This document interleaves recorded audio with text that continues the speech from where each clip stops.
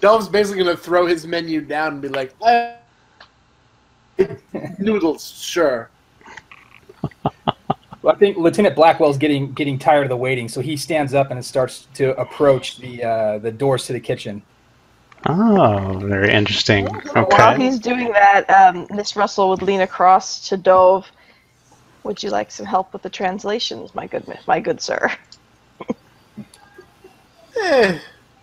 What? Food is food. I will have the noodles. And she just kind of nods and goes back to her spot. Okay. All right. So, Lieutenant Blackwell, you scoot your chair back. So, how is your approach to the back? So, again, it has like a kind of a standard counter in front, almost kind of like if you want to have a frame of reference, like a diner type thing, where there's a counter right there, and you walk around the side, and it leads to the kitchen in the back. So, what's your approach like? And Joy just shouts after him, "Would you mind telling them 2 orders of noodles?" Lieutenant Blackwell, he's striding up to the counter confidently, but not too hasty. He's being somewhat cautious, and he just sees what he can see from behind the kitchen doors. So I don't know what he's seeing yet, if he sees anything. Okay. I assume we have to order our own noodles then. and so he just calls out, "Excuse me, pardon me." Okay. So you see the door itself has a small circular portal that you can see through. It's caked on the rim around it with just the yellowish glaze of grease of however many countless nights and days and mornings that this place has been in use as a kitchen. So it's hard to kind of see through, but you do see shapes moving back and forth. If you're kind of focusing on the middle part of the window, you can actually see a couple of people working at a wok station as they're cooking up some things. So as you call out, both of the people that are at the wok station look over, and you can tell they're both human. They're both Chinese, and they have kind of the traditional cone in the back. They have their sleeves rolled up as they're working with the flames that are kind of shooting out from there. They both look at you, and they stare at you for a little bit. So what do you do? I tell them, "I demand to see the waiter who was just out here." Okay. Do you push open the door to talk with them, or do you just kind of say that through the door? I'm still on the other side of the counter, right? The door's on the far side. Well, and you can go around the counter pretty easy. Okay, so I walk around the counter, I push open the door a little bit, and I tell them I demand to see the waiter. All right. So when you push open the door, you see those two, they look over at you as you're pushing open the door, and as you're asking about the waiter. You look over, and there's a couple of there's a dish station, and then there's also a place where somebody's working on a stovetop where they've got some water boiling, and these look to be beastmen. One is a pig beastman, and another one is a fox. And both male. They look over, and the pig one is, ironically enough, very thin, and but it looks over and basically just kind of. And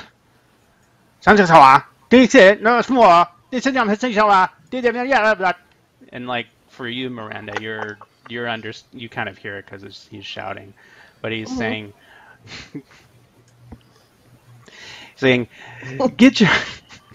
get out of here, Round Eye. You're not belong back here. If you don't know how to cook, you shouldn't be here. Just get out. Your food will come out soon enough. And that's in Mandarin, right? So the lieutenant doesn't understand any of it. Yeah. Just random acts of shouting as far as he's concerned. Well, it sounds like that is going well. What charming conversationalists I find myself in the company of. So how does the lieutenant react to this? He takes a step into the kitchen, and again, he's kind of disgusted. He's kind of disgusted by the look of these beastmen in the kitchen. That's not what he would be accustomed to. And he again demands, "Where is the waiter?" I demand to see the waiter. Okay. All right. So the fox that's been working at the dishwashing station, shuts down the water pump and towels off his hands and turns around and says, and the pig beastman. Starta, in there, and he's like telling. Basically, you're hearing Miranda. You're hearing him says, "You get out now because you do not belong here. This is not where you're supposed to be. Your hands are dirty. Look at them."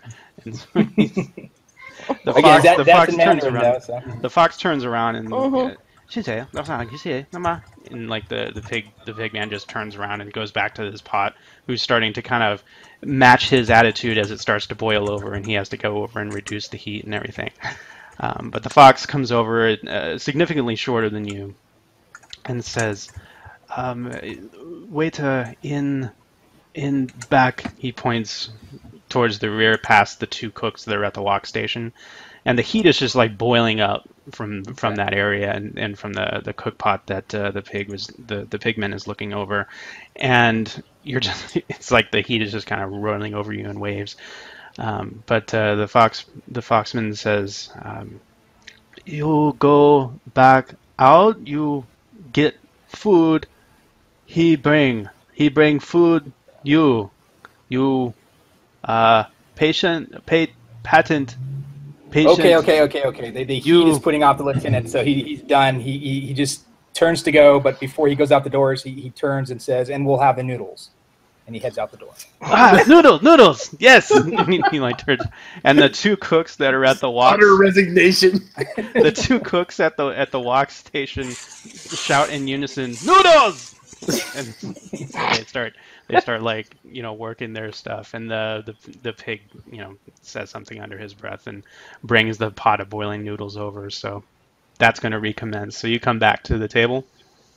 Yeah, come back and have a seat. Okay. Noodles, first thing I'd agree with all evening. If you have finished terrorizing the kitchen staff, perhaps we can accost the busboy later.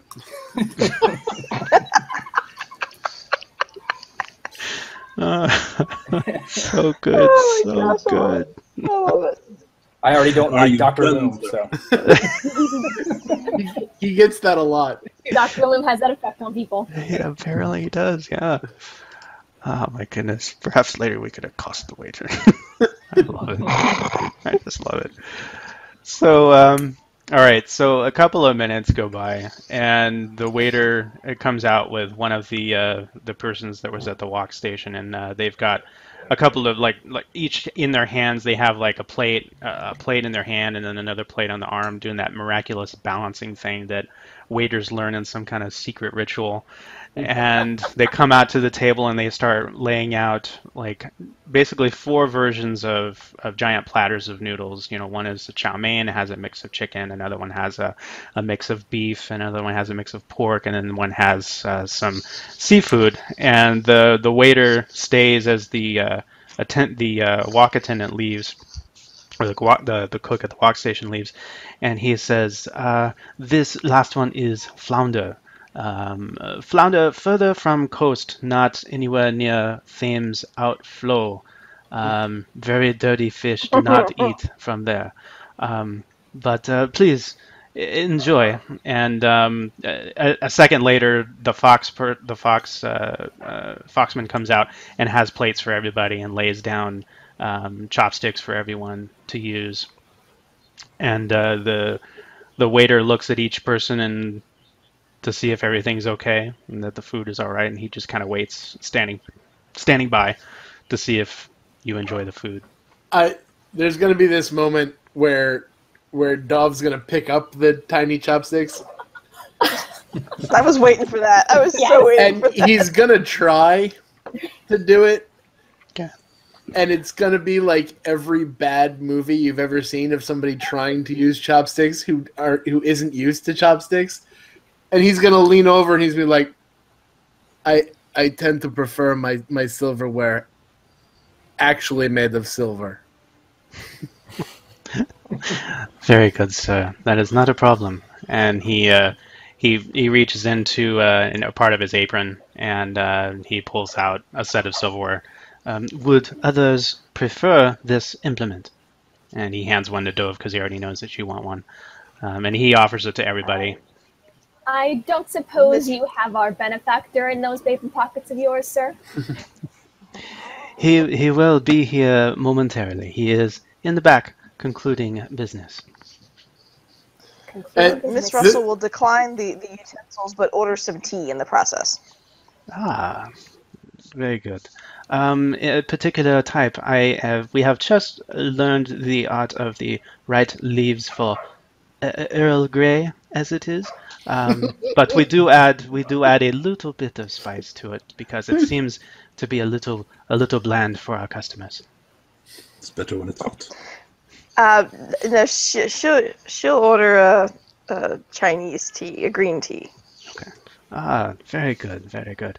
Beverages for anyone else? Water, perhaps some libations that you would prefer? I will Scotch. take the Earl Grey, thank you. Yes. Earl Grey. And then scotch for you, Lieutenant? No, I'll take the wine, please. The Red line, wine. yes, very good. And for you, Dove takes a moment realizing he's about to be a stereotype, but he doesn't care because he Please really order a wants vodka. it. And he says, "You wouldn't happen to have a fine vodka, would you?" And Lieutenant just mumbles, "Of course," under his breath.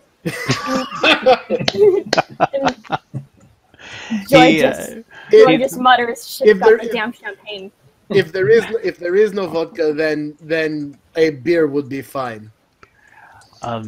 we may have some vodka in the back.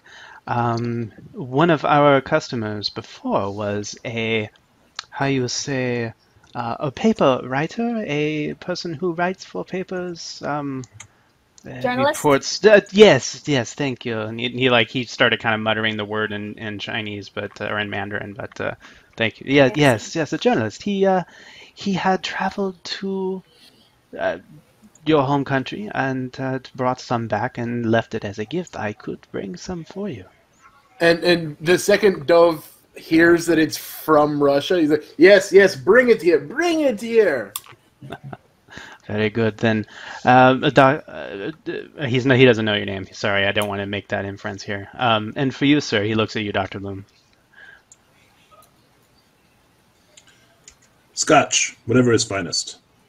Very good. We will we'll all enjoy. Very good. You will all enjoy a good drink then. So he turns and leaves, and in a matter of just a couple minutes, he comes back and provides everybody with drinks. Let's do this. Let's test out the dice rolling scenario here, if you guys would like. Let us do a perception check.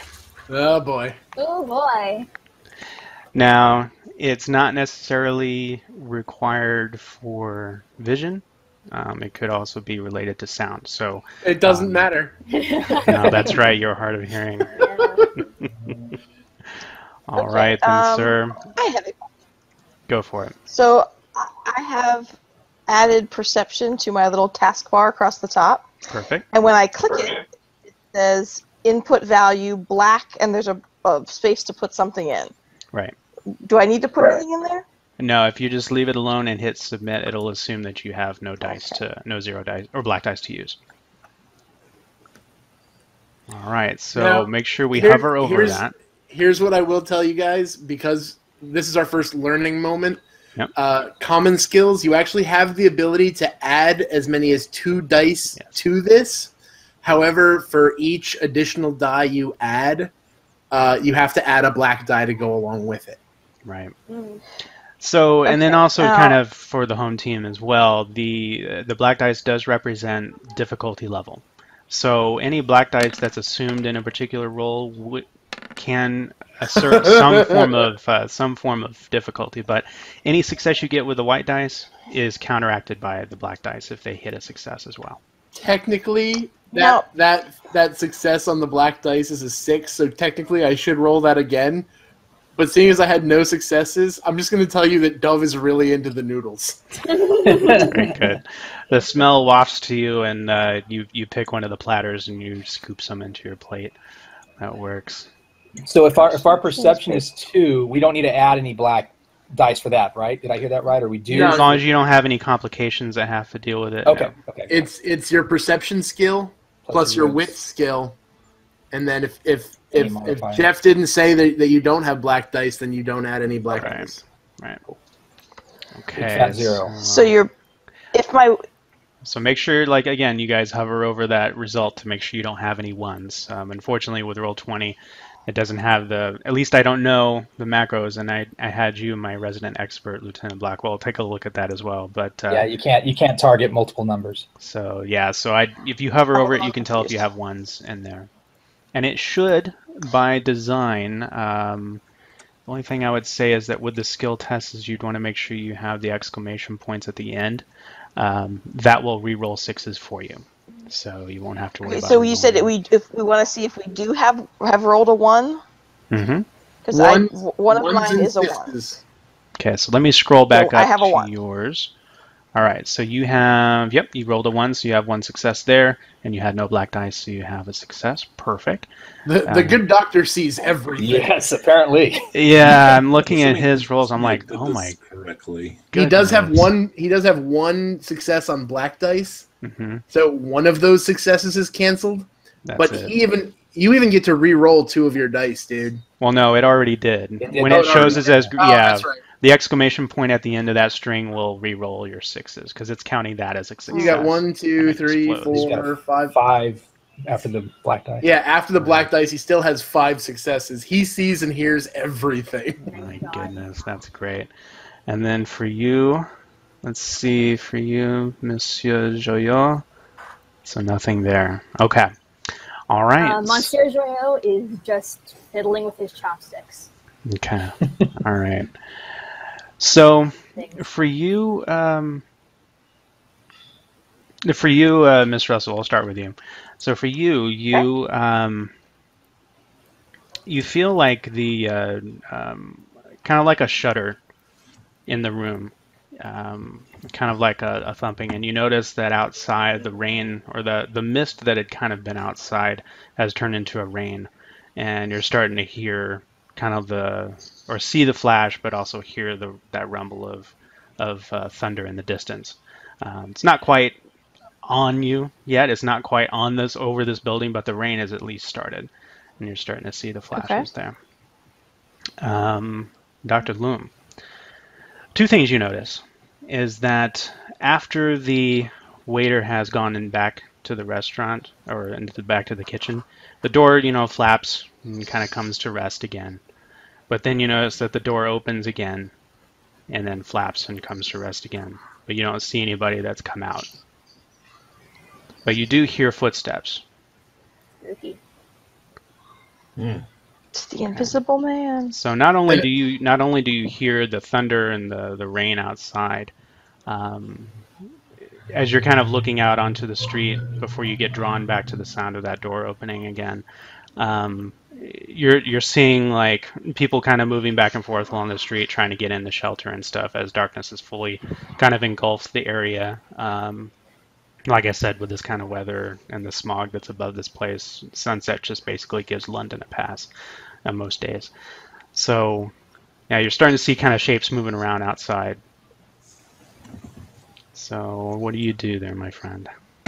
Dr. Loom is going to do his best to try and follow the sound of the footsteps and try to notice if there's anything else that he can do, either with footprints on the floor or the rustling of other things in the room, to try to ascertain the location of a potentially invisible person that may have come into the room.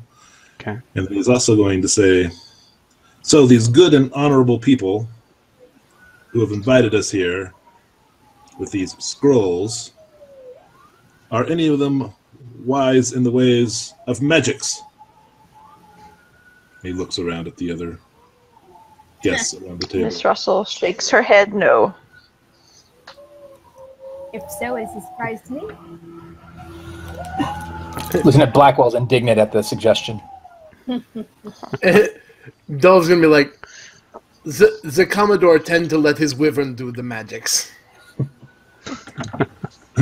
Well, Dr. Loom is going to, he has in his hand a chopstick, and suddenly the end of the chopstick snaps as he probably gripped it too hard and was apparently under some form of stress, and took it out on the poor dining implement. And he said, well, that's very interesting. Then I wonder who it is that is over here. And with that, he stands up and he grabs a big hand and he reaches back and he throws it at the direction where he believes the invisible person. I love everything about this.